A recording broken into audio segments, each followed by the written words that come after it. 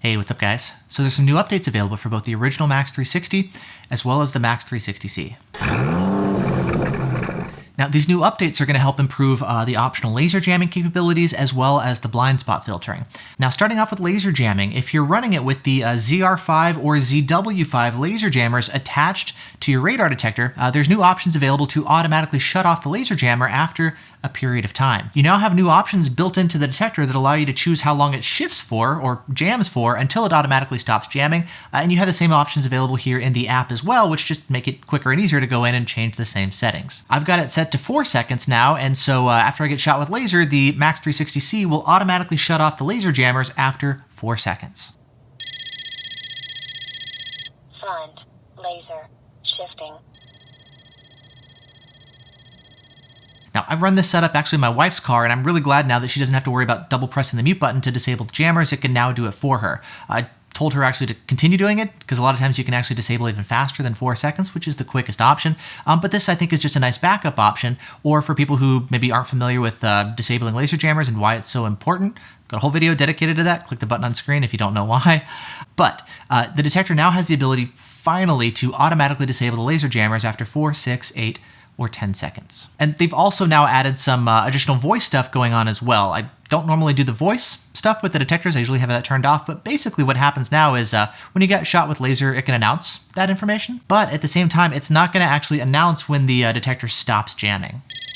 Front, laser, shifting. So besides just the initial announcement stuff, after the alert is gone, the officer stops shooting you and the whole situation is over, it'll announce when the shifters are actually off. Shifting, off. And then 30 seconds after the whole encounter, the shifter is going to automatically rearm and it'll let you know that the shifters are now back on. Shifting, on. So for those of you who are using the ZR5 or ZW5 laser jammers, you now have the AutoJTK support, and here's how it works now with this latest update. Now, the second update has to do with the blind spot filtering and specifically helping give you additional filtering capabilities against some of those really annoying Hondas and Acuras and some Chryslers as well. There is now a new option available in the detector, not in the app. This one is currently only available in the detector, and it's called K Notch. It's off by default, but if you turn it on, it's going to help filter out some of the false alerts that you'll be getting from those Hondas and Acuras and whatnot. Basically, the idea is any false alerts within 24.190 to 24.210 in that frequency range, and the big culprit, again, is going to be your Honda's 24.198 or so.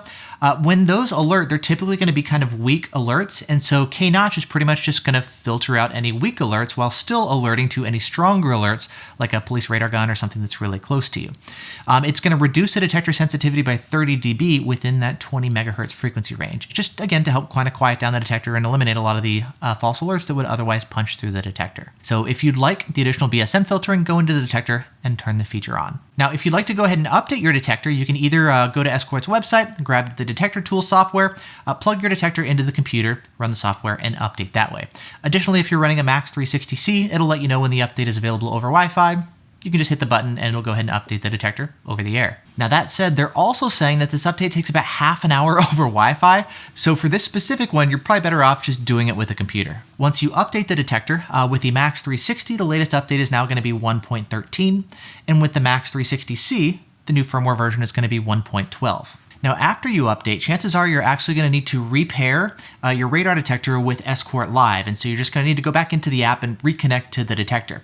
If you're not able to do that, you may actually need to delete the detector out of Escort Live and out of your phone's list of connected devices and Bluetooth.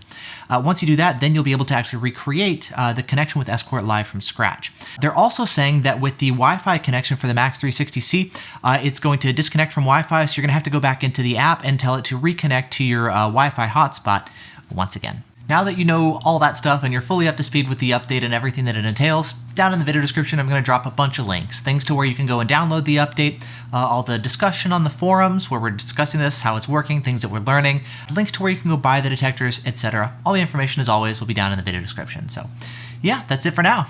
Thanks so much for watching. Hope you found this helpful. Hope you're all doing well, and I'll see you in the next video.